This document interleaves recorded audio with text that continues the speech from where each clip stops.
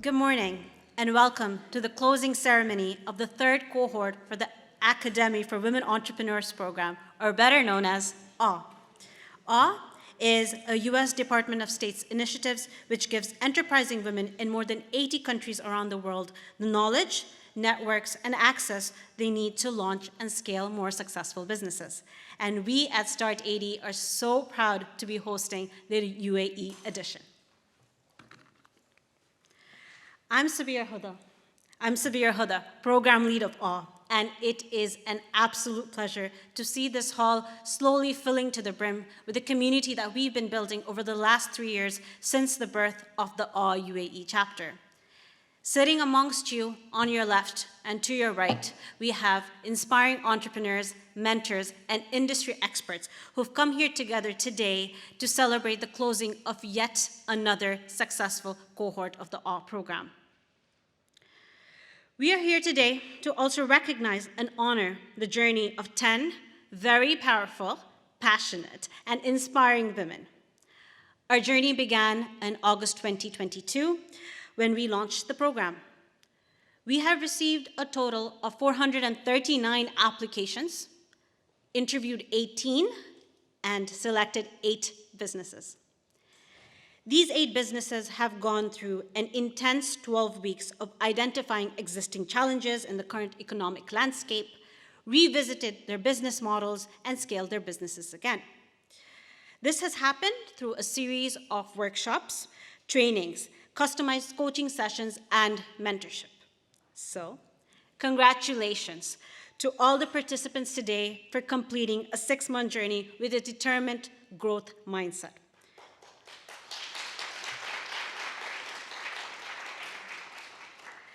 We tip our hats to you for juggling your many hats by being someone who wants to solve a problem, not just for yourself, but for the community around you, by creating workplaces that nurture your team to shine while being a role model for your teams, your families, as well as the future generation of leaders.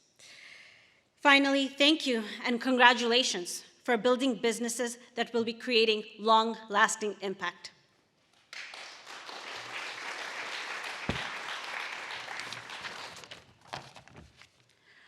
I'd like to firstly start off by thanking the U.S. mission to the UAE team, with a special thank you to Robin Solomon, Counselor for Public Affairs. We have Dalia Adin, Head of Public Affairs and Outreach.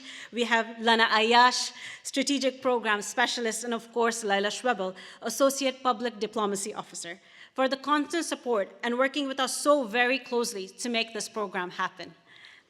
I would also like to thank the GrowMe International team, Klaus Messera and Maria Pearson. Hi, Maria. She's over there from New Zealand, who walked hand in hand with all of the businesses, giving their full support and commitment to drive the teams and the personal growth for every single participant in the cohort.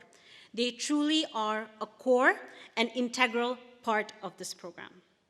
And finally, I want to thank my brilliant team in startAD, and a special shout out to Jihan and Kamer, I see them running around here, and my partners in crime who've beautifully orchestrated this program from start to finish.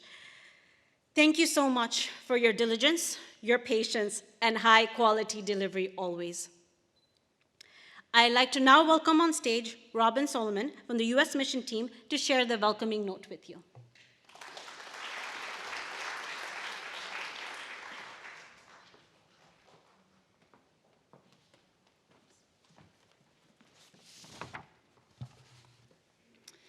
Thank you, Sabira. Marhaba and ahlan wa sahlan, sabah al khair. Good morning, everybody. What a special, special day. I'm so delighted to be here with all of you as we celebrate your graduation from the Academy for Women Entrepreneurs. At the U.S. Mission to the UAE, we are honored to partner with startAD and NYUAD to support women such as yourselves, to develop the skills and the networks that you need to grow your businesses. Since 2020, startAD has supported 64 UAE entrepreneurs and 29 businesses through the AWE program. The US State Department established the AWE program in 2019 to empower women with knowledge, networks, and access that they need to launch or scale businesses. These are high-impact programs. AWE has been going strong in more than 100 countries since 2019, and it has helped an estimated 25,000 women worldwide to reach their full economic potential. I think all of us here today know that when women support women, local communities and global economies thrive. I've seen this for myself throughout my international career in many, many countries. This is something that we know to be true everywhere. I have no doubt that our AWE graduates today will continue to support each other. And I hope that you will look for opportunities to deepen the economic and commercial ties between the US and the UAE. For the business leaders who are here today, we're always looking for greater partnership with the private sector to expand the AWE network and increase opportunities. There are so many ways to get involved and support a broader community of women entrepreneurs and provide seed funding to graduates through a range of public-private partnerships with American leaders in business, public sector, and academia. We hope to stay connected with everyone, and you can find us on social media, including LinkedIn, at USA and UAE. We hope to see you there to continue to network with each other and to share your successes so that we can continue to celebrate. Congratulations, Mabruk, and thank you all.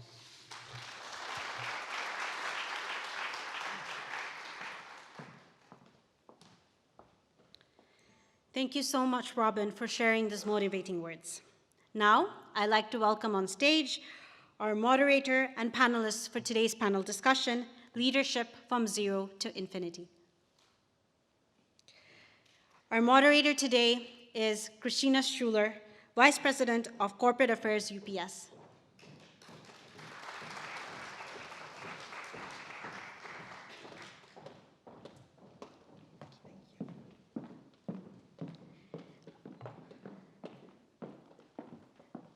Amongst our speakers, we have Farah Al-Mazroui, Head of Investments at Aleph Capital, Teresa Wernery, Founder and General Manager of Trident Trackway and a proud alumna, and last but not the least, Kate Mitton, Founder and CEO of Acorn Strategy.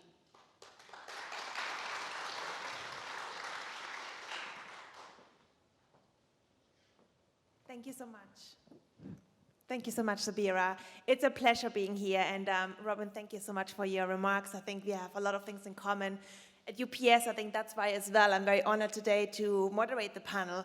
We have a lot of initiatives when it comes to supporting women entrepreneurs and unleashing the full potential, when it comes to accessing global markets, providing capacity building, supporting them to connect them with suppliers, potential customers, and we do this around the world. And so far, we have been training more than 107,000 women-owned businesses and SMEs since 2018. So very, very honored to be here today.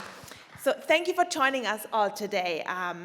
Today is a very special day because some of my friends which are running small and medium businesses are part of the entrepreneurial pitches later on today, but as well because today I have a phenomenal panel here where we focus all about leadership. So my name is Christina Struhler. I'm the Vice President of Corporate Affairs at UPS for the Indian subcontinent, Middle East, and Africa, and I have the pleasure of moderating this phenomenal panel today. We know that leadership is essential because it is the key driver of progress, growth, and success in any organization, whether it is a government entity, a nonprofit, or just regular business. Effective leadership is especially important in times of change and crises, when organizations need to adapt quickly to new circumstances. A strong leader has many great traits.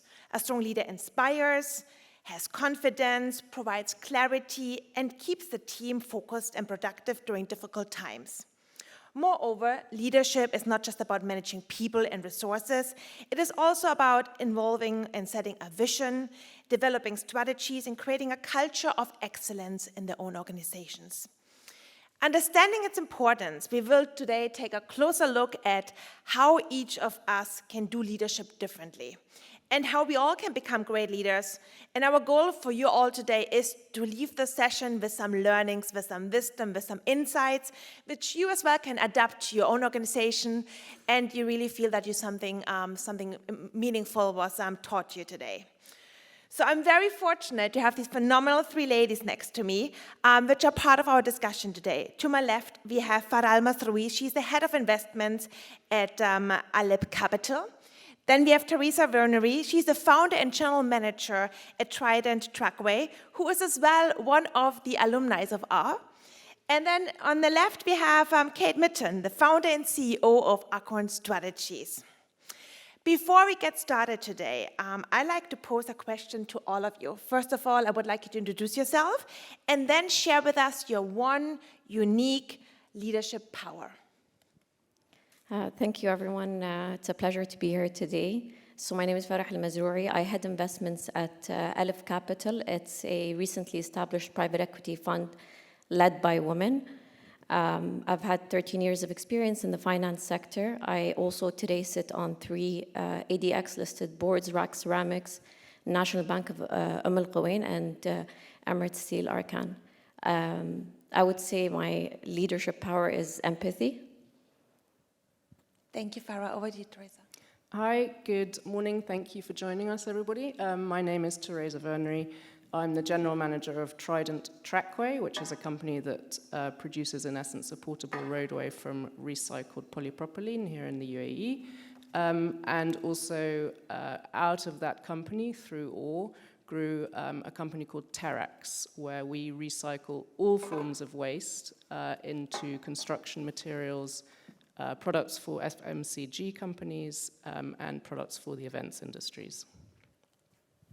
And I'm Sorry, your leadership power. Yes. Motivation. Thank you. Thank you. So my name is Kate Mittoon. I'm the CEO and founder of Acorn Strategy. I also own a couple of other businesses as well. I'm on the board of the Marketing Society and also the chairperson for Middle East PR Association. So I think one of the reasons I'm here today is because of my role with Acorn Strategy, and we're one of the largest marketing and communications agencies in the region, and of course work with some incredible companies and leaders as well here in the UAE and Australia. So my superpower, I think I would have to say, it's a difficult one, but I think listening is my superpower, and I'll explain that a little bit more later, I think. Fantastic, excellent. So let's dive into the questions. We're going to as well have some time for Q&A, so you can already think about some questions for the ladies at the end. But let's go over to you, Farah. So you're not only one of the really key thriving Emirati executive leaders in the finance world, but you're as well sitting on several boards. Do you follow a distinct leadership approach to drive strategic investments and decisions on how you ensure that your leadership approach as well yields the desired financial results? I would say, like, you have to, there's no specific leadership approach per se. Every situation that you're faced with changes. So I've been involved in companies that are at a growth stage, or I've been involved in companies that are in turnaround situations. And I think the key thing is your ability to adapt and the way you work with different personalities and different people is key. But I would say, like, there are 2 key things I think that are critical. One of them is transparency, and the other one is communication.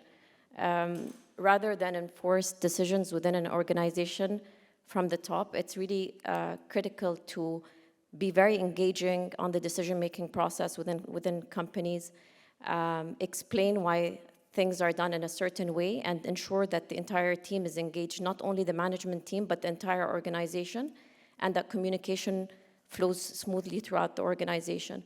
The second point on communication, being very open to receiving good news, but also receiving bad news, and the way you react to,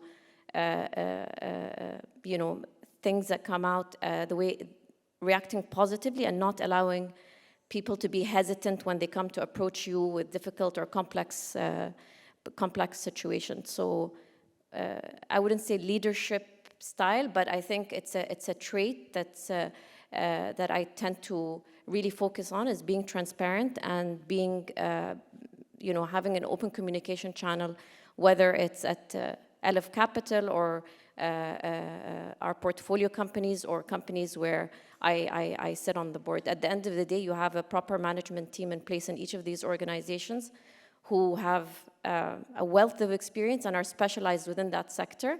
So I think it's critical to be engaging and give management ownership over that, rather than making a decision and saying that's how things should happen.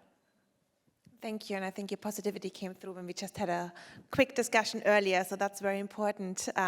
Over to you, Teresa. So you are a successful entrepreneur here in the UAE and as well an alumni of this fantastic program. Can you tell us how your participation in our program helped you to shape your leadership style and contribute to the growth of your business? Yeah, so I was lucky enough to be in the first cohort in 2020, which was really the start of COVID, and our business was very much focused on events. So, come February 2020, we literally got pulled off all the event sites we were working on. So it was looking a little bleak. The All program really gave, particularly me, so it's myself and two partners, the opportunity to reflect on the business, how the business was going, the direction we were taking, and the industries we were focusing on. So really we made the decision to become more resilient, and that involved looking at other sectors that we hadn't looked at previously. And I think I can really attribute the growth of our new company, Tarax, to that sort of hallelujah moment during the All program that really made us look at how we were running our business and change things very dramatically. Super, so I'm sure you have some tips later on for some of the entrepreneurs in the audience as well, which you took away from your program. Kate, over to you. As you mentioned already, you are a marketing guru, and you are serving on different boards, including you're the chairperson of MEPRA, and you just have been recently named by Arabian Business as one of the top 50 inspiring female business leaders. Congratulations. You're not only running your own business with more than 70 employees, you as well are a mom to 3 children. So how has your extensive experience in marketing and communications shaped your leadership style and approach to problem solving?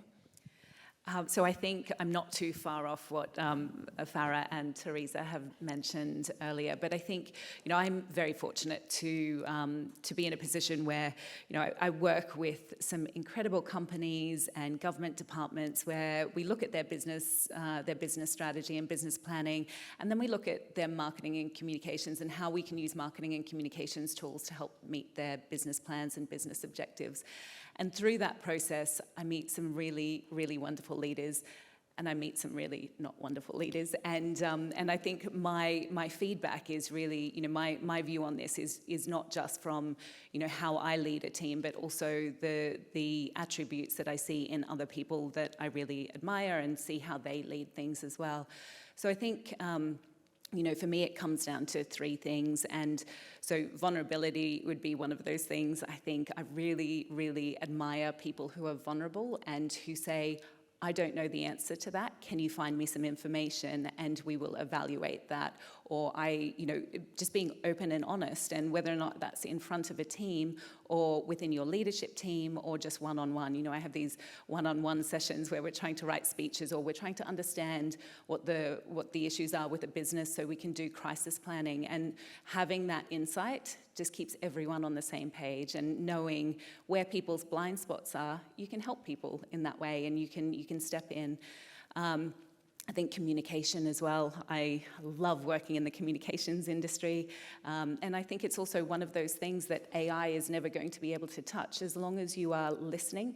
Communication isn't just about telling someone something, it's about listening and really understanding what their challenge is or what their feedback is or what they're excited about, and tailoring your message so that it resonates with them. And one other tool, one other thing that I've learnt that really makes a big difference is the 1% rule. So going into a situation or a conversation thinking you could be 1% wrong or you have 1% more to learn from a situation. And you know, I see people walk into conversations where they're furious about something or they've already made up their mind and they are going into that room to tell someone something. And I think it's just so valuable to stop and to listen and to get the feedback, to be able to tailor what you're saying, to be able to take on new information and really consider that there might be something that you don't have right now that is going to change your outlook as well. So I think it really comes down to communication, vulnerability, and that 1% rule as well. Fantastic, thank you so much. Teresa, you are in a very male-dominated industry in the construction world. So what are some of the unique challenges you have encountered and what are some of these tips you actually can give the audience as well on how you overcome them as a woman in that male-dominated environment? Yeah, I mean, obviously construction is very male-dominated. It's unusual I go into a meeting and that there are any women or more women than men.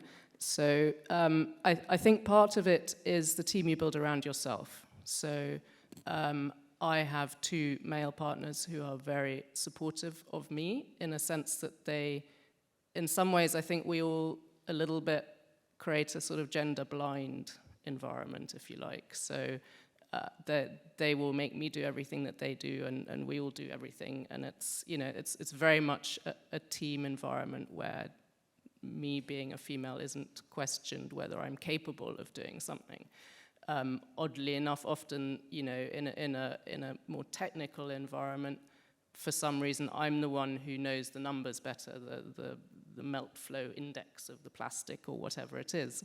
And the gentlemen in the room sort of go, oh, why isn't he answering it? And then you create an environment, whether it's just in that tiny situation of a particular meeting, where they go, oh, okay, she does actually know what she's talking about. And then you've changed the mindset of, a whole group of people. And as you develop relationships with the larger construction companies, in our case, then there's an expectation that, suddenly that women are going to stand out on a construction site in 50-degree heat, and that's just how it is. We're all in the same team trying to achieve the same goal.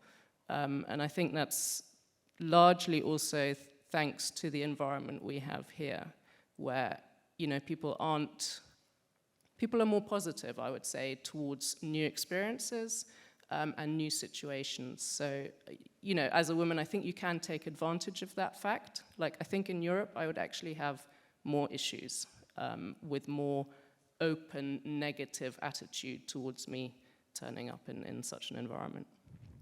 Fantastic. It's really carrying your confidence forward for those meetings. And I agree. I think the UAE gives great opportunities for female entrepreneurs like yourself and many here in the audience.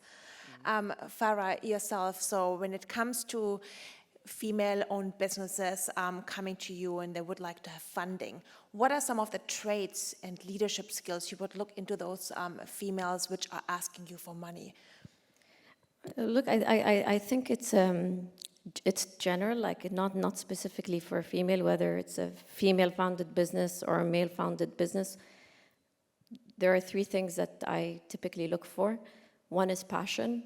So there's a cause behind the business that they've set up. They're trying to fill a specific void in the market. The second thing is accountability. So someone who takes accountability for themselves, for the team, for the company, understands the ins and outs of the business, not only on the operational side, but also on the financial side. And the last one is resilience. Like given the economic situation today, people are thrown off by a lot of things that are happening globally. So how the entrepreneurs deal with such situations, and instead of just having issues, coming up with solutions to resolve those issues. I think these are the 3 critical things, so passion, accountability, and resilience. Fantastic, great recipe. Kate, as a female leader in communications and marketing, you're fortunate that you are a guru in what you're doing, but there's many companies which are still small. They might not have their own head of comms, head of marketing, but they still need the skills and they still need to be equipped with the right tools in order to do the job. Being an SME, you don't have so many people in your team. So what are some of those, I would say, tips from your side on how you can get those leadership skills to be able to kind of run your little communications department, but as well to be able to speak in public and learn some of those traits which are important to close business deals? Yeah, absolutely. So I think there's quite a few things in that. And I think there's, I think, again, I would say, I draw very much on a communications background and really listening and understanding. So you tailor your message for the person that you're talking to. Be really clear about what you want to get across in any situation. And I would also say, it's Chatham House rules, right? So, ChatGPT is your friend, that it's okay to use ChatGPT. I think one of the great things that I take away from communications and being involved in writing strategy is scenario planning. So coming back to that, how a good strategy doesn't just give you one solution, it gives you a range of options to choose from and really evaluate. And when you go through that process, you're not just choosing, ultimately you have to come to one agreed direction of where you're going to. But when you go through that process, you're really thinking about all of the other things that could potentially happen. And to Farah's point, just that then arms you with information and pre-considerations that give you tools and an understanding of what you need to do if the market environment changes. So for me on that one, the big takeaway is scenario planning and really just understanding what the possible outcomes of any situation could be and tailoring for that as well. I think that scenario planning is a really great tool. I think the other thing, if we were to get down to specifics of how you actually do your communications, one thing that we always use when we're writing a marketing communication strategy is the 5 C's analysis. So you're looking at your collaborators. Who do you collaborate with that wants your success as much as you do? And it could be as simple as your suppliers, your landlord, who wants you to win, and how do you give them information so that they're talking about you as well? So it could be, I'm going to give you a social media post, it's already designed, this is what I'd like you to say, but can you put it in your own words? You're looking at your competitors, so having a look at what are they doing, but also what gaps are they creating in the market that you can really own, and that gives you an opportunity to be, to leverage your position and make an opportunity out of their gap. Then we're looking at the context. So, I see this happen so many times, and I must have spoken at, I think I spoke on a roadshow in Australia just before the pandemic, and I was like, what if there was something that happened in the environment that we cannot foresee that means that there's no flights coming to Australia? Everyone laughed at me. And then, I hate to say I told you so, but it's a thing.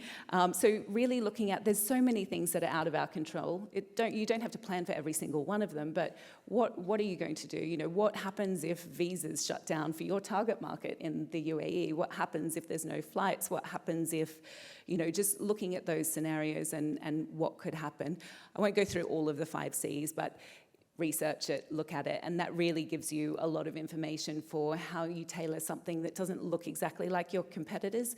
It gives you something really unique to you that helps you create something, meaningful communications for your target audience. Fantastic. So who in the audience is using ChatGPT for work? So we have a lot of friends here which are friends with ChatGPT. So maybe just briefly, how can a company, especially a small business, can make ChatGPT as their best friend and utilize the technology to their advantage when it comes to communications? Yeah, I mean, you can be looking at your competitors. Ask ChatGPT what do you think is the marketing plan for your competitor. It can help you refine the way that you word something if you're trying to do a sales pitch. So putting in information. What I would say is don't put in any confidential information that then goes out to the universe. But make sure that you are, if you're trying to write something and it is kind of within the realm of general knowledge, but you just want it to be more powerful, get it to rewrite something for you. And I think just play with it. Actually, like it's actually there are so many things that ChatGPT can do, but until you know how it applies to your business and the area that you're working in, it's like Facebook and Twitter and I don't know, TikTok was at one point. No one knew at a certain point, but unless you're getting on there and understanding how people are interacting, you're always going to be in the dark. And then just ask people within your own networks, how are you using ChatGPT? What would you do? Or how are you getting any benefit from it? But it's pretty crazy. And if you're not starting on it, then you can be sure your competitors are, and you're only going to be, that one day or 1 year behind what your competitors are doing if you're not trying it and figuring it out, being inquisitive. Thank you, Kate. And going over to talk a little bit more about the culture in organizations. And I think so far AI is not taking over the culture yet. You still have to work on that yourself. Teresa, maybe from your side, having a small business, how do you create that great employee culture within your organization, especially when companies tend to grow? How are you going to keep that culture within and make it really the values count for all of the employees you're hiring? Yeah, so I think I resonate very much with what Farah and Kate were saying. One thing I would add is that when you're hiring people, don't hire the same people or the same character type or the same personality or people with the same background as you.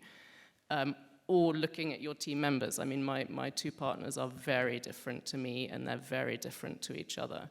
And I think when you have a management that is diverse, and then you employ people underneath that are diverse, that's really important, because you just don't know where great ideas come from, because we are all, products of our upbringing and products of our situation. And the other thing is, I think, listening to people is really, really important, and creating an open and inclusive and approachable environment. So, I mean, our aim, even though we are in a male-dominated environment, our aim is to have 50% female employees by 2025. I think that's going to be a real sort of secret power for us, because if you're a woman in the construction event, slightly less so, but certainly in the construction industry, you have a reason for being there that is beyond it's just a job. And when you can identify that in somebody, you've got a real jewel. And I think that's difficult to find, but it's possible. I can a little bit resonate with that as well. Being in logistics is not one of the most attractive sectors for women. But actually in the UAE, what we did, we signed a pledge last year with the UAE Gender Balance Council, and we pledged to have at least 30% women in leadership positions, and as well to increase the operational roles for women. And so far we crossed the 30%, so now the next goal, I think 50 sounds like a really good goal. And I think just like you mentioned, diversity just helps the companies to thrive, and being a female founder, I think as well, it's going to be very successful for your company. Farah, over to you. I mean, being in investments, and that's as well a field which is perhaps not as, you don't see as many women in leadership positions. So what are you driving, or how do you drive women economic empowerment within your organization, but as well encourage other Emirati women to take on leadership positions and be really inspired by you as one of the female leaders in investments and financing?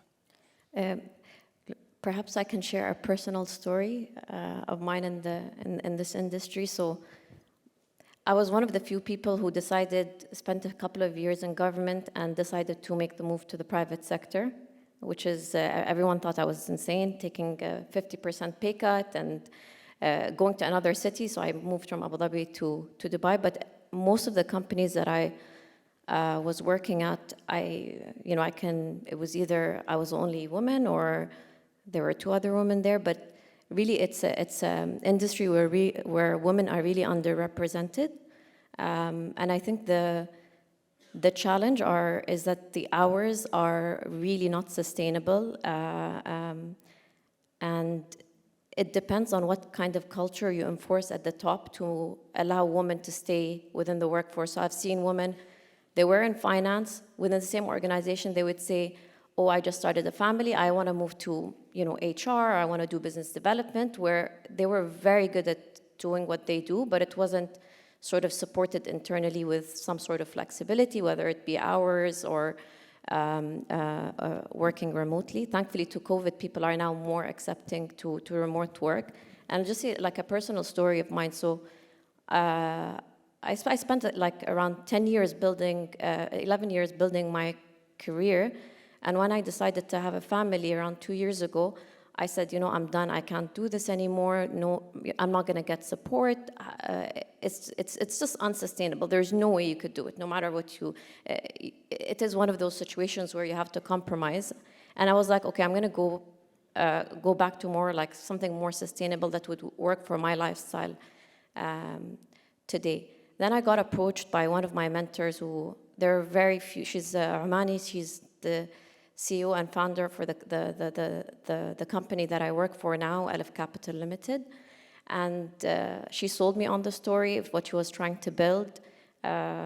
It's before I joined her, then I found out, I said, already signed my contract, I found out I was pregnant. So then I called her, I said, listen, you're just starting this company, it's going to be very demanding, it's okay if you don't want to hire me anymore, I completely understand, I won't be, taken back.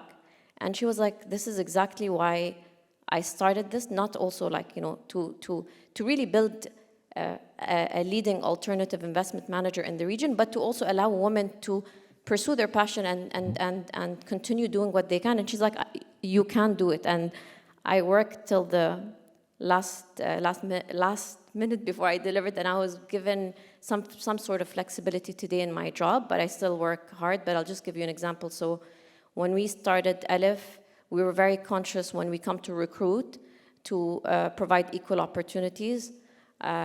Some people thought we were even biased towards females at a point in time, funnily enough, because we always thought whenever you're in the finance industry, people are biased towards males. So today at Aleph, we have 53% of our workforce females.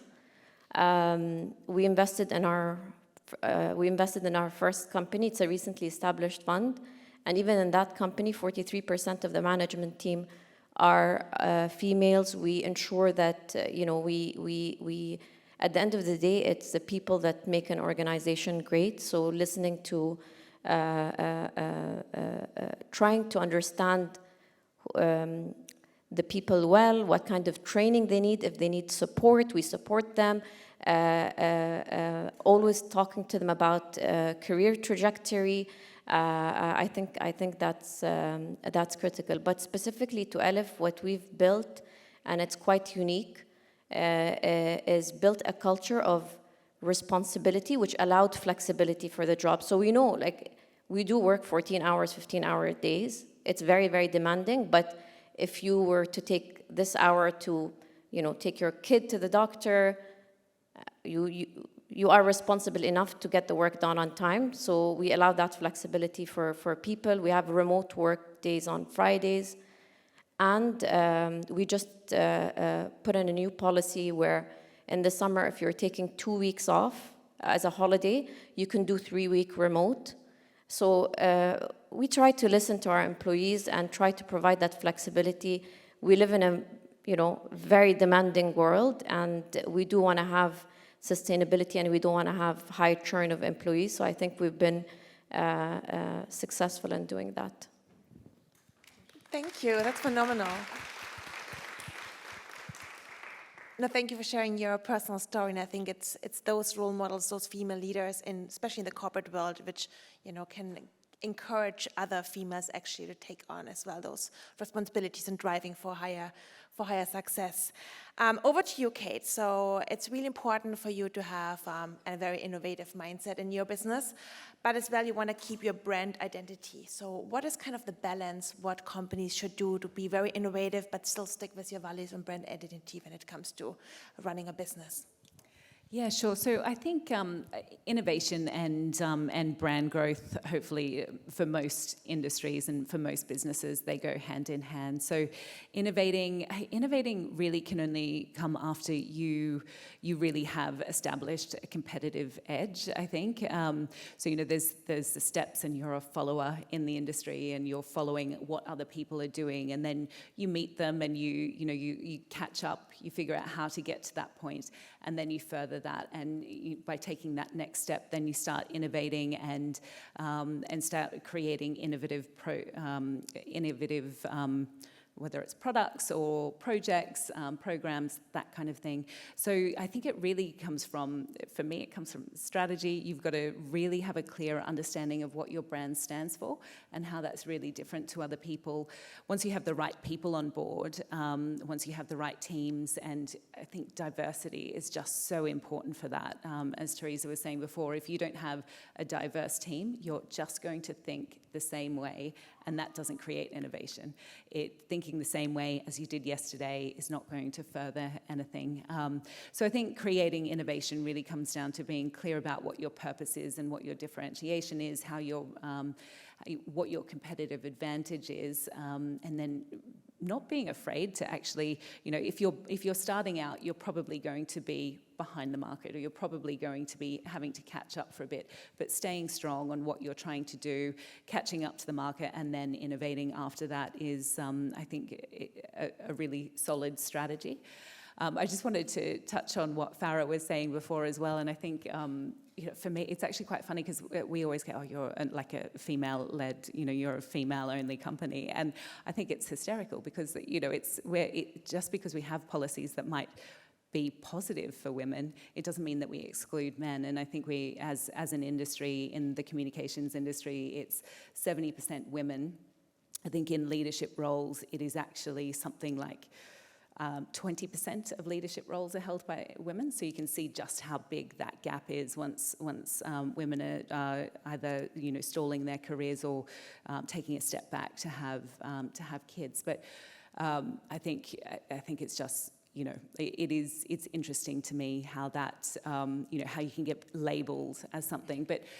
I also think as much as we're creating policies and flexibility in the workforce at the moment that is more inclusive for women, I don't think I think we need to also acknowledge that men need that flexibility as well, and they probably want that flexibility, and they have been the breadwinners, and they have been the people that are holding up families, and they want to, most cases, I think people, they want to create that space for women and make sure it is more inclusive. But I think also, I remember calling one of my employees one day, and it was during the pandemic. It was about 2:00, and he didn't answer the first time, and it was a little bit urgent, so I called again, and he's like, I'm so sorry, I'm just at the park with my kid. He needed to get out, and my wife is out. And I was like, oh my God, you're allowed to be with your kid, and you're allowed your lunch break, and during the pandemic when we're all working all hours, you don't have to create excuses for that. But I think it just showed that he felt very much pressured that he should be there working the crazy hours because that was his role, either in his family, in society, in the workforce. And I think my hope is that as we create this flexibility, that it means that men can take advantage of that as well, and that men can have more participation in family life, and have a bigger role in parenting as well. I think we've got so many societal kind of gender stereotypes happening. If we don't break that down, we will always be, it will always be women who are doing the extra work and doing the if I hear another person say, oh, the mum is doing the school pickup, I'm like, it's parents. Parents do the school pickup. Parents do the work. And I just think my hope is that we create more flexibility for the benefit of women in this generation, but ultimately for the benefit of society, and we strike out some of that gender stereotyping. I know that wasn't your question. Very inspiring. Very inspiring and very motivational, I think, from all of you ladies. Before we're going to open it up to the audience, I hope you thought about some great questions which I haven't covered yet. I just wanted to have that one word that executives or entrepreneurs should keep on their mind when it comes to the ever-driving, changing environment? What is that one suggestion, tip you would give to anyone here in the audience? I'm going to go with the 1% rule that I mentioned earlier. Resilience, I think, is really important. I would say patience.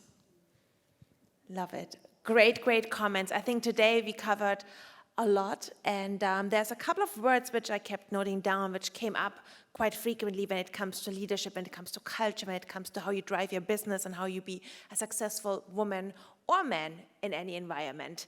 I think empathy was really important. I think you have to be a very empathetic leader in this very ever-changing world.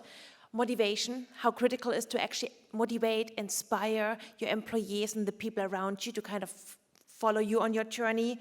The listening skills, I think we all know this is very important, and maybe we can practice that as well a little bit more often. Transparency is key. Adaptation to the environment is very important.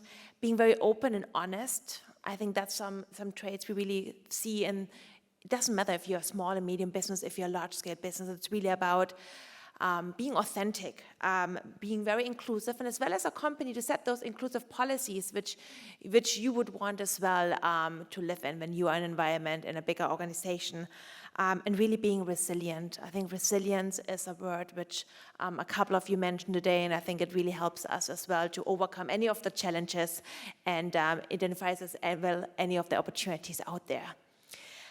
Before I close, I would like to share one of the quotes I picked up for today, and it's really aligned with leadership, one of my favorite ones from Simon Sinek, and it's about leadership is not about being in charge. It's about taking care of those in your charge. Very powerful, and now I'd like to open it up to the audience. Any questions from the audience for the three phenomenal ladies here on the panel? Do you have a microphone, or should I give my mic? Oh, perfect. We start here, and then we have the lady in the third last row. All right. So I have a question. For an entrepreneur, whether it's a female entrepreneur or otherwise, that's building a service business versus a product business, and I think you run a service business and you invest in businesses, how important do you think it is to seek capital, and how do you kind of get the ball rolling? I'm asking for personal reasons. Maybe just your name and your company so we can get to know you too. Sure, my name is Tanya Jajal, and I am a partner sales manager at VMware in the software industry, as well as an expert on all things AI, so I speak, talk, and write a lot about AI. Fabulous, thank you. Is that a question for me or for Farah? For anyone who wants to answer. I think I'm probably more of a proponent of bootstrapping, so that probably gives you a bit more of an answer. So I think maybe, Farah, if you want to take that one.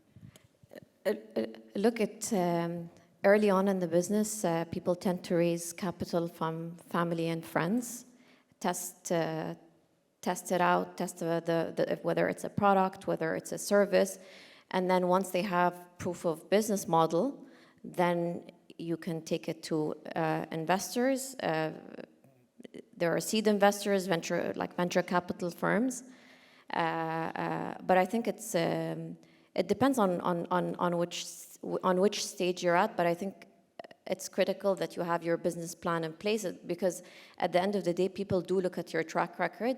I'm not saying like failure is good. I'm not saying it's a bad thing, but like it's important that you understand how much capital you require, so you don't go back to people and say, or your family and friends, I need more capital. So having a solid business plan, understanding your business model really well is critical when you're at the early stage. I hope that answered your question. Fantastic, maybe over there. Hello, ladies. Thank you for this amazing talk. My name is Nouran Bennai. I'm the owner of Coffee Architecture and Section Coffee Roaster in Abu Dhabi. My question for all of you, we aim to have an excellence culture in our organization, but the thing is how we can sustain this culture of excellence. Yes, that's my question. Thank you so much. So firstly, I love your work. Well done. I know your brands.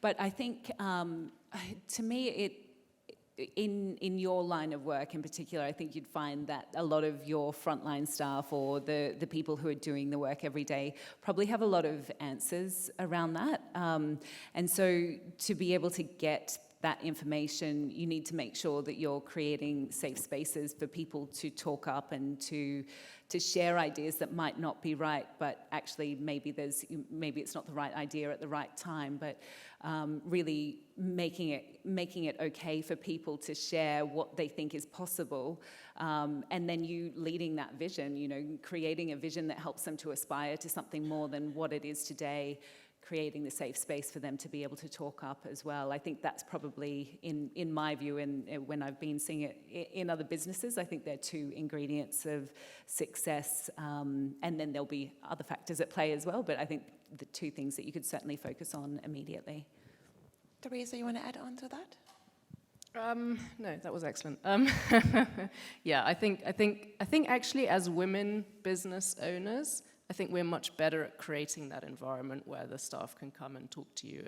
And I think sometimes men are, oh, I'm too busy, oh, not now. And women are much more open to saying, all right, I really am busy, but okay, let's talk about this now.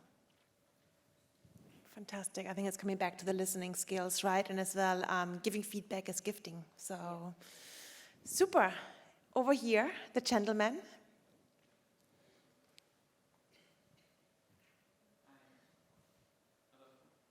We can hear you. Hello. Welcome. Sorry, I'm not sure the mic's working. My name is David Munir-Nabti. I'm part of I didn't think it was working, but I thought it was maybe just in my head. My name is David Munir-Nabti. I'm part of an organization. We run startup programs around the Middle East and Africa, mostly online, but also hybrid. And we run programs also specifically for women. We're running the second cycle launching soon of a program supporting women-led social enterprises in the Middle East and Africa. And we've been thinking a lot about this aspect of building more inclusive economies and communities and programs for many years, for over a decade. And I've been thinking a lot in the last few years about these terms we use of feminine and masculine, and how we say feminine energy is intuitive and nurturing and compassionate and caring, etc. And then masculine energy is assertive and dynamic and outspoken, etc. And I'm actually wondering if we can dismantle these terms and come up with different ways to describe these, because as whole humans, we need both of them. And if we as like manly men want to be, leveraging our masculine energy, and then we say, oh, we should also be creative, oh, we should be empathetic, but those are feminine terms, then it actually discourages a lot of guys from embracing those. And if women also want to be assertive and dynamic and outspoken, and then oftentimes we critique them by saying, oh, those women leaders, they're acting like men, then it discourages women from really leveraging those traits as well. And so I'm wondering your thoughts about how we can build maybe new terms or new cultural dynamics to help us all embrace the diversity of those wonderful traits that we all should be leveraging, and not discouraging men or women or others from really embracing the breadth of those wonderful traits. Great points. I'm not sure if you have enough time to get to the business plan for that, but I think very valuable points. Maybe, Farah, you want to add on that? Because we were talking about actually earlier, just when it comes to, it doesn't really matter if you're male or female when it comes to investments as well, right? It's all about, there are certain traits and certain profiles you should have in order to be eligible for that. Look, I think it's, things have really changed nowadays. I don't see it as prominent as it was, I would say, 5-10 years ago. I don't see this as a common issue here. I don't know. I think there's a lot of gender stereotyping in that, and I think if you want it to change, just stop using it. And if you want that to be, how your company is run and the value that you share, then just stop using those gender stereotypes. So it is really interesting to me. There's this amazing study where, as women, we are, females are, and men actually, men and women are predisposed in growing up how you respond in situations, and that's, girls are taught to wear dresses and play with dolls, and boys are taught to play with trucks and speak up, and boys will be boys and all of that. And so that does come through, but we can also break that change, make the change that we want to be in this generation, and so we have to stop doing it. But there was a study run, and sorry, I don't know who ran it.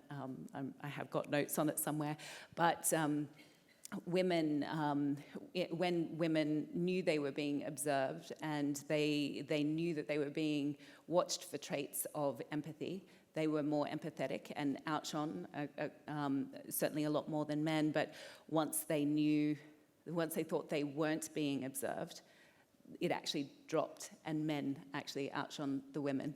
So men and women can be more empathetic. They can be, women can be more outspoken, and there are absolutely circumstances when they're not men, male traits and female traits. I think that it's really just about stop using the label on it, and like you said, it's about being a whole person.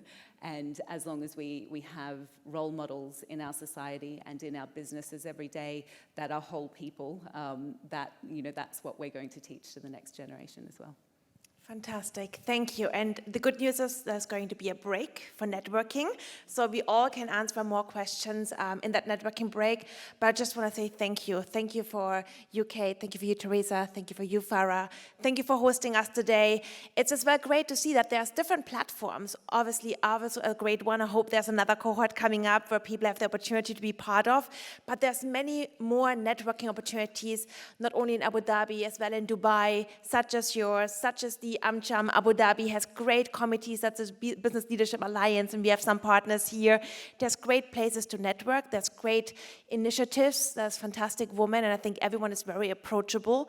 So it's all about don't shy away to ask and support, ask for support. So thank you, ladies, and thank you for having us today.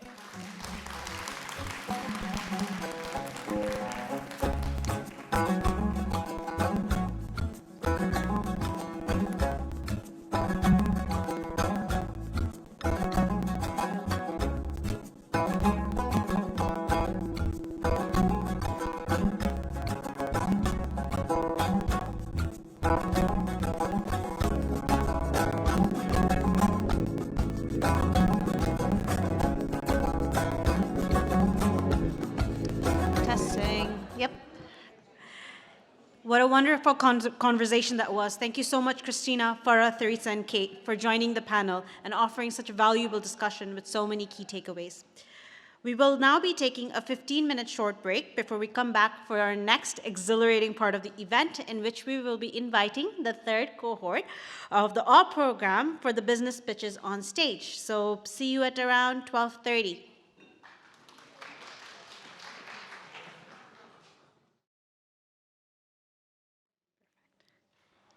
Welcome back, everyone.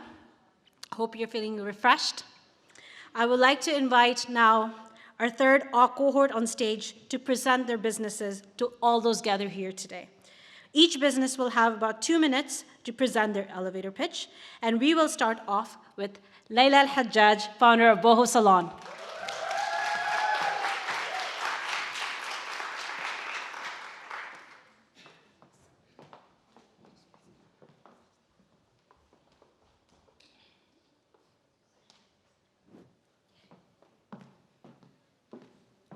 Good afternoon, everyone. My name is Layla Al-Hajjaj. I'm the founder and the managing director of Boho Salon. Boho Salon is a unique salon concept that caters to the growing demand of sustainable and ethical hair and beauty services. At Boho, we have customized services that are not only safe for our clients, but also safe for the environment. We believe that we can make our clients look good, feel good, all while promoting a greener future. Our experienced and talented hairstylists customize the best look, color, and style for each client using vegan products that are made from products that are free from harsh chemicals and toxins. Today, we've been in business for 2.5 years. We have established a loyal database in Abu Dhabi. And this month, inshallah, we are opening our second branch, which will be located in Dubai. In 2024, we plan to expand our Abu Dhabi branch into a bigger location to accommodate more traffic. And our vision with Boho is to become the leading sustainable hair salon in the region, but also the leading curly hair salon, as we specialize in curly hair, which is a niche market that other salons are not tapping into. We have a very strong business plan, a dedicated team that's ready to take Boho to the next level. Today I'm seeking debt investment to help us finance our expansion and also all of our marketing efforts. And I also welcome any opportunities for franchising Boho into other geo markets. Thank you.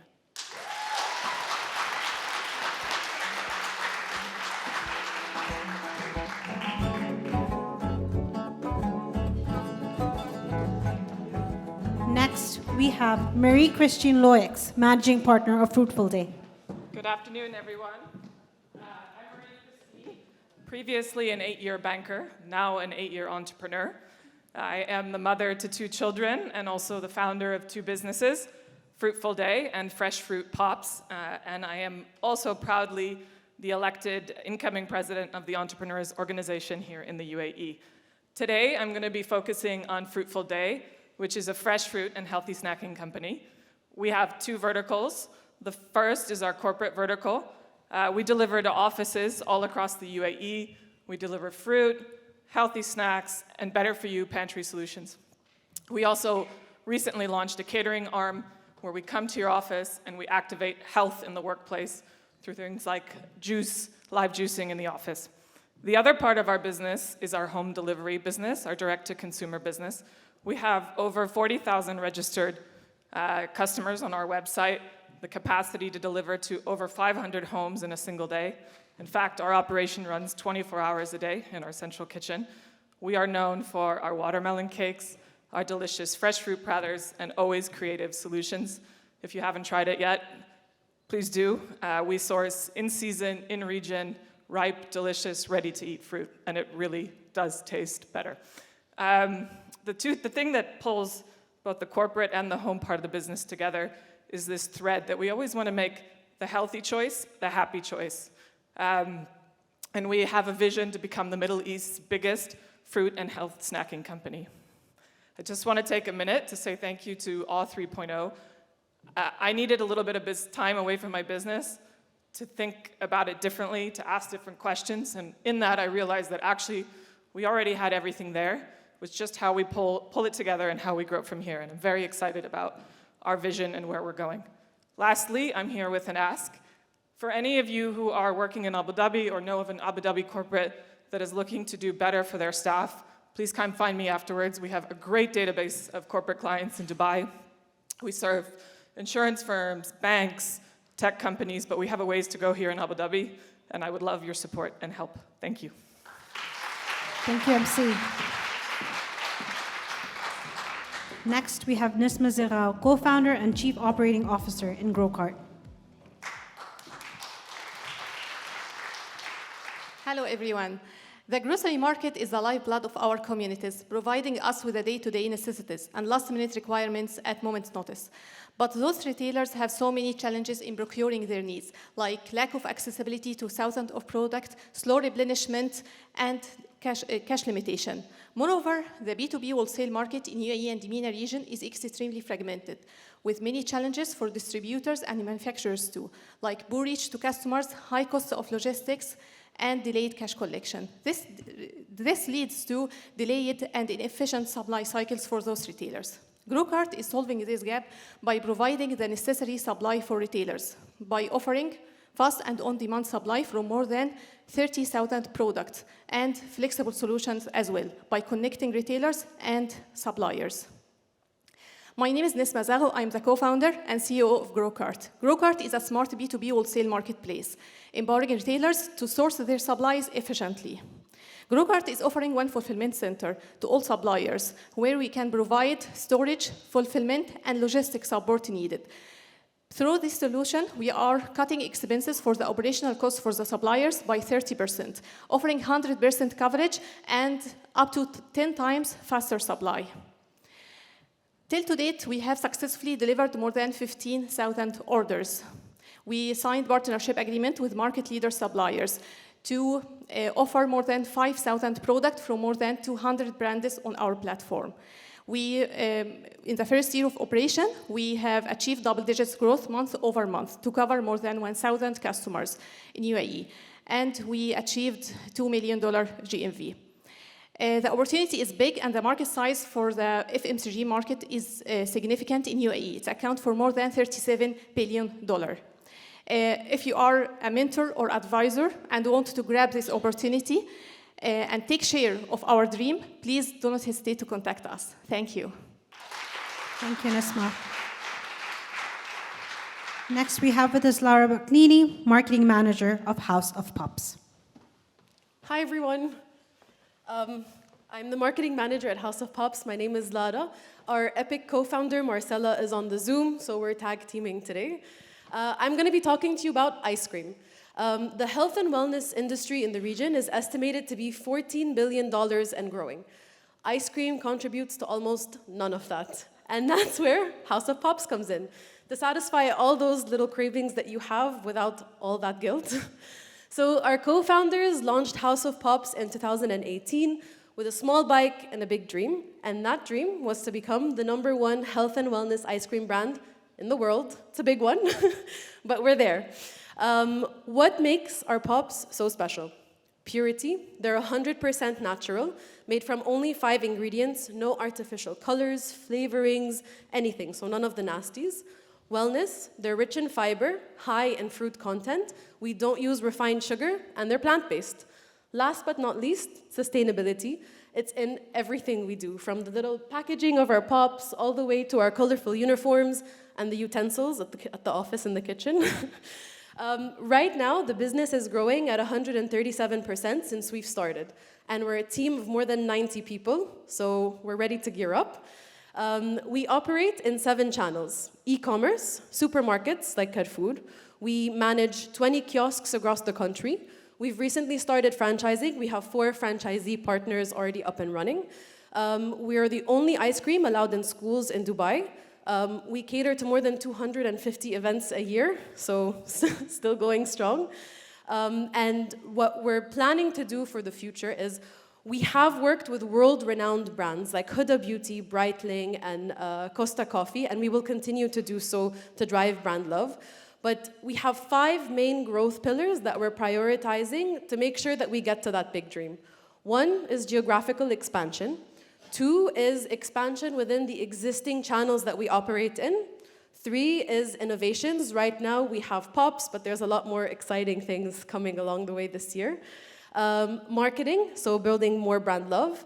Private labeling, and last but not least is more distribution across. We're looking for a strategic partner or mentor to help us drive the franchising and distribution agenda forward and to help us spread happiness along the way. So I look forward to speaking to you. Thank you, Laura. Next, we have Hannah Polsland, founder of Kinetic Brands. Hi, everyone. Thank you so much for taking the time out to be here today to support the All3 program. I'm Hannah, founder of Kinetic Brands. We're a successful brand and digital agency based in Dubai that deliver optimal solutions to our client challenges. So how did it start? I had a very unfortunate year in 2020. The agency I was working for, unfortunately, closed due to COVID. So I was left with 3 choices. Go home to the UK in October in the weather, get a job, or start my own business. So we had 1 confirmed client contract with the UAE Central Bank.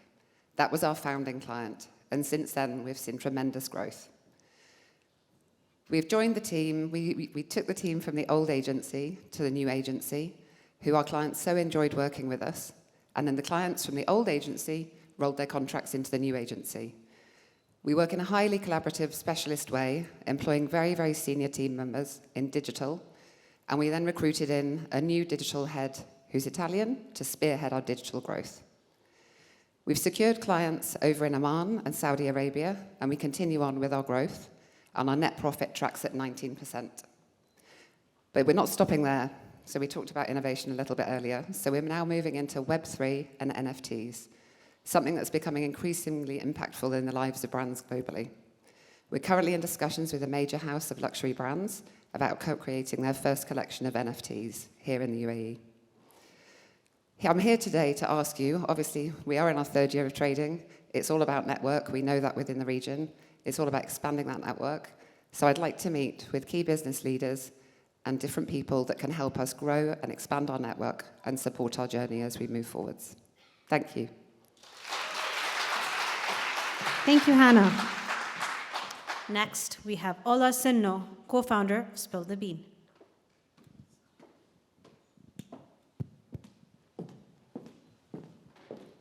Hi. In 2012, around the same time that I became a mother, I started Spill the Bean, my first baby, and one of the first specialty coffee shops in the UAE. Like every mother, I have big dreams for my business. And today I'm here to ask you to help me make my business completely carbon neutral by November, the COP date. And here's why. Spill the Bean is a family-run, fuss-free neighborhood coffee shop and health-forward eatery with a focus on plant-based food that is from locally sourced organic produce and ethically sourced beans that are specialty grade. In 2022, we were named one of the Financial Times 50 best independent coffee shops in the world. And that's something that our family and community got together to celebrate. When I joined the ALL program, I thought I was looking for investor support to do more of what we were already doing, but it got me to realize that what I really wanted to do more of is to support my community because we were a sustainable home away from home for them, and that's what I really wanted to do more of. So I took a look at my business, where we were and where we were going. We've expanded our flagship store in the sustainable city. We now have an in-house roaster where we source ethically grown, shade-grown beans and bird-friendly coffees that farmers are paid for fairly. And that's virgin territory in the UAE and something we are incredibly excited to be doing. We also have a new store coming up in Q3 of 2023. With 2 outlets in our belt, we'll be able to up our procurement of organic local produce to 50% from our current 35%. That's a big number for a small business. Most importantly, we are very proud of the fact that we are doing all of this sustainably with the goal of being carbon neutral by Q1 of 2025. But with COP happening in November, we've decided to up our game. And I'm here today to pitch for your support from a financial and technical perspective to move up our date and to become carbon neutral in 6 months instead of 18. By doing so, you would have helped us save 88 tons of carbon waste, 12 months of carbon emissions, and you can also help us document our journey to help other businesses do the same because we figured out how to do it and it's really not that difficult. Thank you very much. Thank you, Ola. Next, we have Hadila Khatib, co-founder of the Broth Lab. Is it working? Oh, why would you put me after Ola, the amazing Ola? Hi, everybody. My name is Hadila Al-Khatib. I'm a certified gut health coach, and I'm the founder of 2 award-winning concepts called the Broth Lab and the Roosterticity. 8 years ago, I was diagnosed with an undiagnosed disease.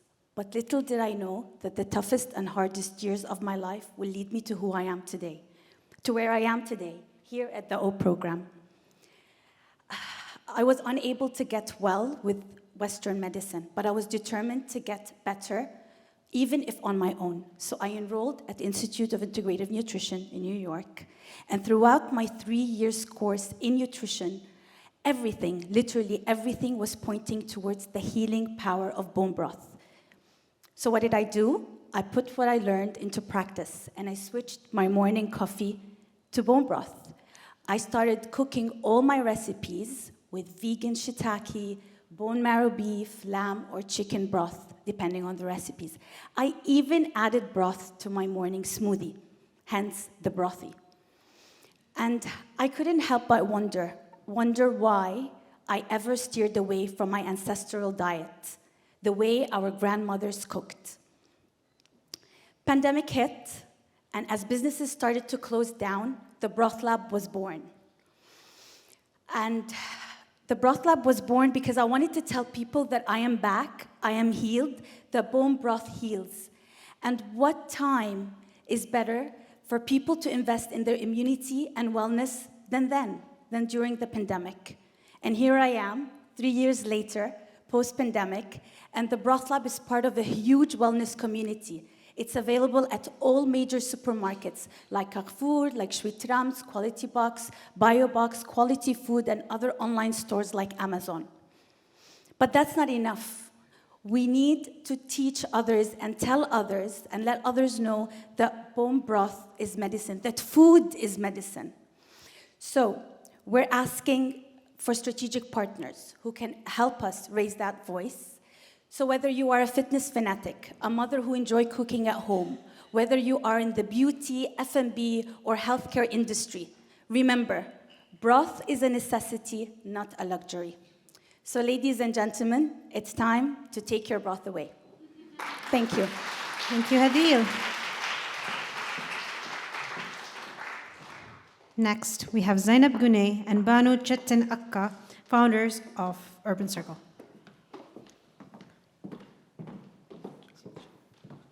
Hi everyone, my name is Banu. My name is Zainab. We're the co-founders of Urban Circle, and we are both moms who had to give career breaks during our most productive years because we didn't have that famous village in the old saying, it takes a village to raise a child.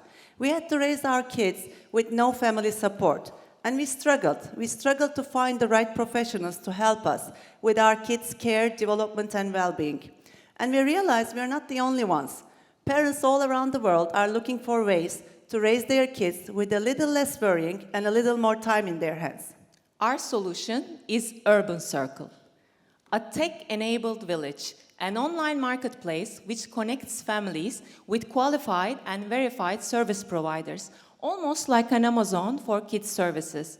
With just a few clicks, families can search for what they need, view alternative experts, read their backgrounds, reviews, ratings, book and pay all in one place. So whether you're looking for a babysitter for a night out or a math tutor for an upcoming exam, we got you covered. Our mission is to empower parents to better cope with the increasing demands of modern life parenting so that they don't have to set aside their own dreams. Coming from the heart of the problem, we are especially passionate about sustaining women in the workforce and already working with many corporates who have a women empowerment agenda. So far, we've connected over 20,000 families with the professionals they needed. We gifted them uninterrupted sleep with our babysitters. We helped their little ones overcome their fear of water with our swim coaches.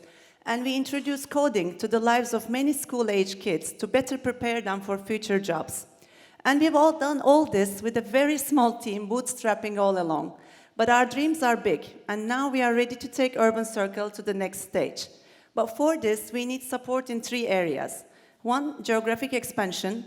2, integration of AI-powered tools into our customer journey. And 3, increasing collaborations with corporates and government entities with the gender equality agenda. Family technologies is a massive and largely untapped market opportunity with a global size of over $200 billion, and Urban Circle is perfectly positioned to become a leader in this fragmented market. The problems we solve are very real and sit at the heart of all parents' lives. We are excited for the journey ahead and looking to join for strategic partners whom we can next to the next stage together. Thank you, Zainab and Banu.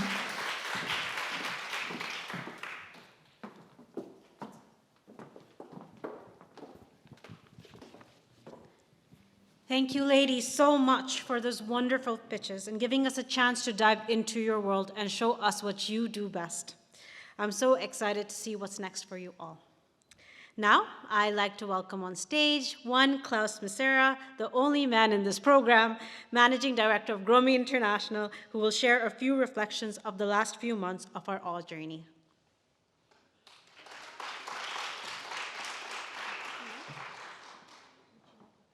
I would like to have one. Thank you. Can you hear me? Happy to see you all. And without me talking a lot, how many of you have the impression that you just met a couple of really extraordinary humans? Hiya. If there's anything that I really like to say, then the name awe has a double meaning. And I am continuously at awe with the power, the energy, and the creativity that these ladies bring forward. So, the AWE program, I'd like to say thank you to the US mission. In 2020, there was a lady by the name of Hannah, who is currently busy on another construction site, and she said, there's an opportunity to do something in the UAE.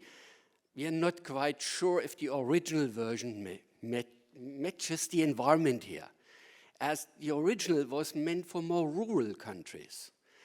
And now the company Grow Me International, hypothetically over there on the other end of the laptop is my business partner, Maria Pearson.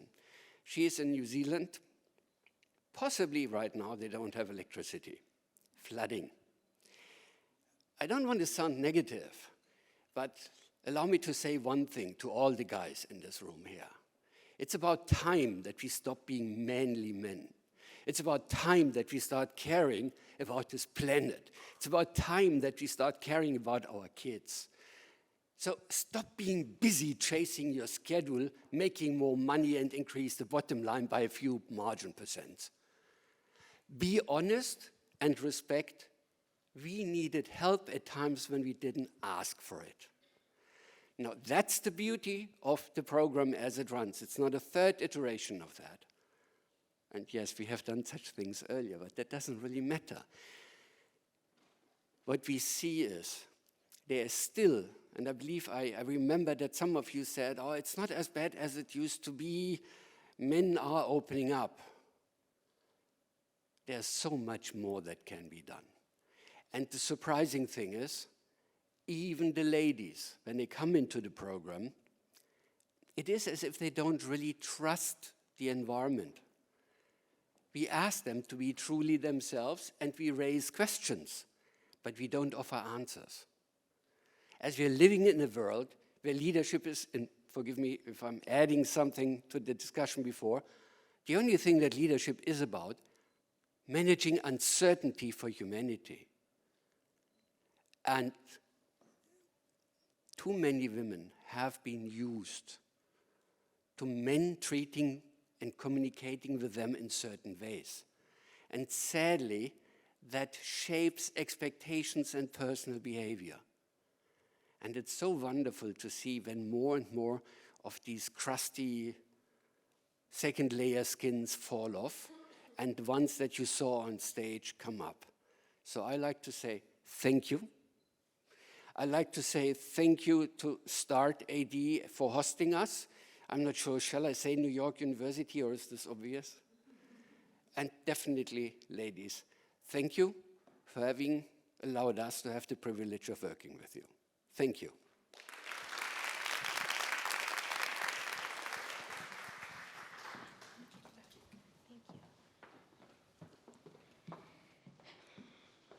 Thank you so much, Klaus. It was indeed a reflective time for us all, and it's always refreshing to revisit parts of ourselves for a newer perspective. So thank you, Klaus. Now I can indeed see the excitement building to have a chance to talk to these businesses and their fantastic representatives. But before that, I would love to invite my lovely colleague, Nihal Sheikh, Assistant Director of Communications and Strategic Projects in startAD, for the closing remarks.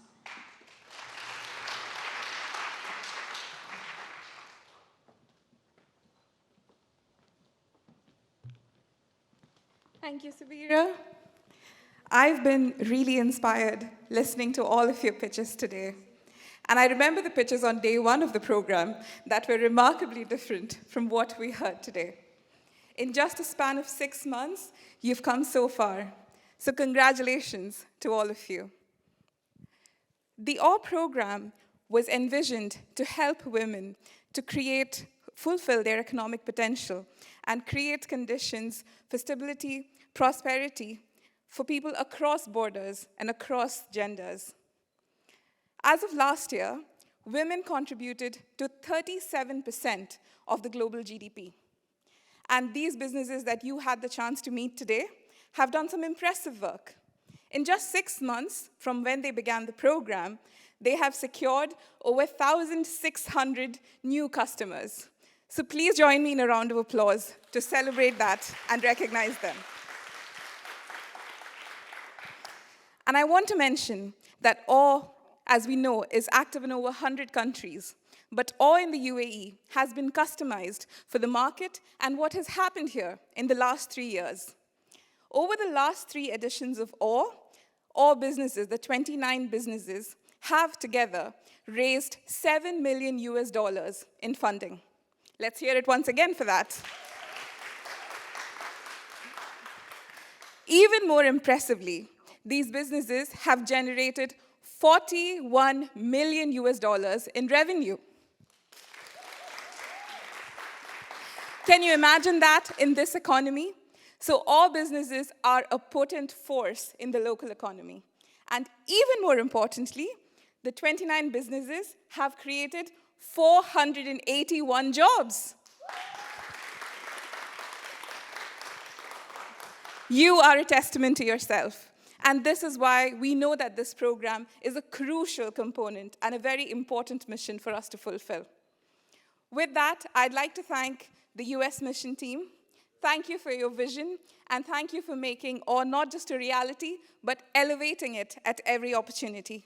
I'd like to thank Tim Keen for believing in startAD and for powering us to create this impact.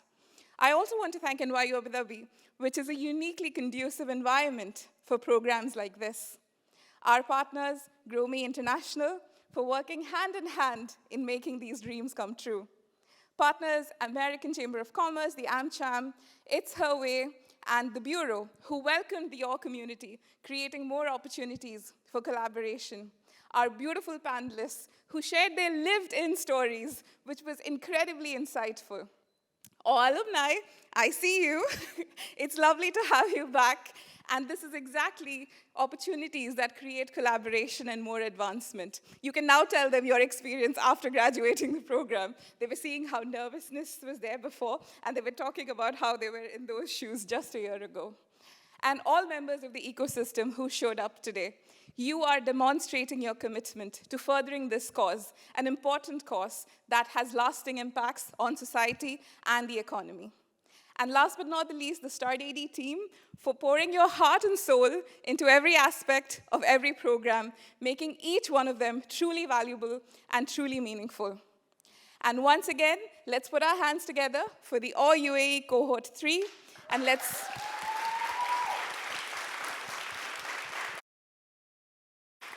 please welcome you on stage along with Robin for collecting your certificates of completion. Sabira, you want to do them one by one? We'll be now handing out the certificates. You'll have Jihan join on stage while I announce them.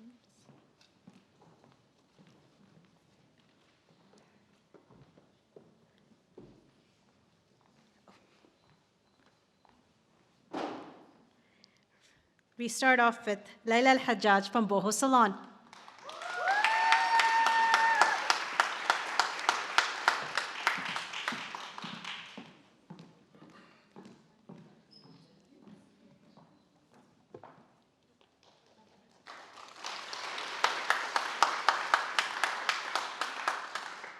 We then have Mary Christine Loix from Fruitful Day.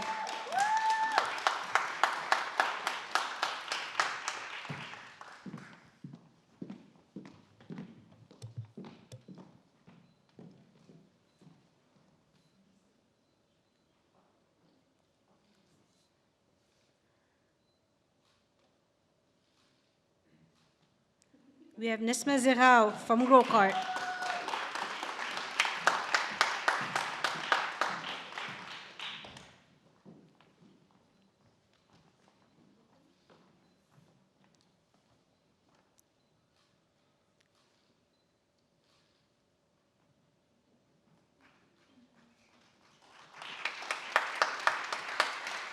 Now we have Laura Baclini from House of Pops.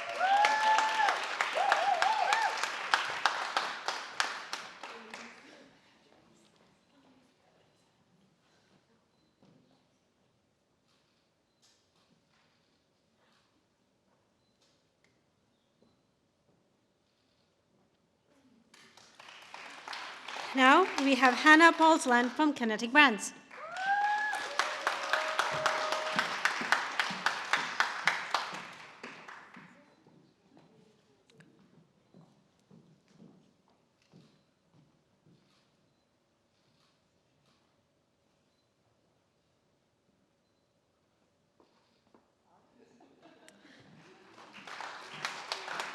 Now on stage, Ola Sinno from Spill the Bean.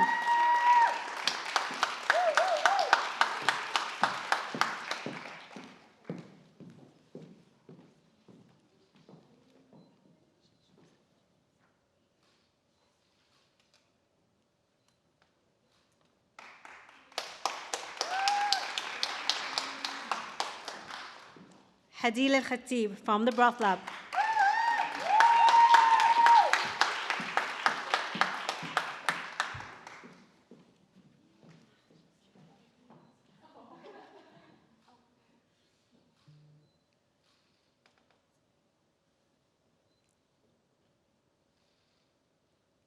And last but not the least, we have Zainab Gunay and Banu Chetin Akcha from Urban Circle.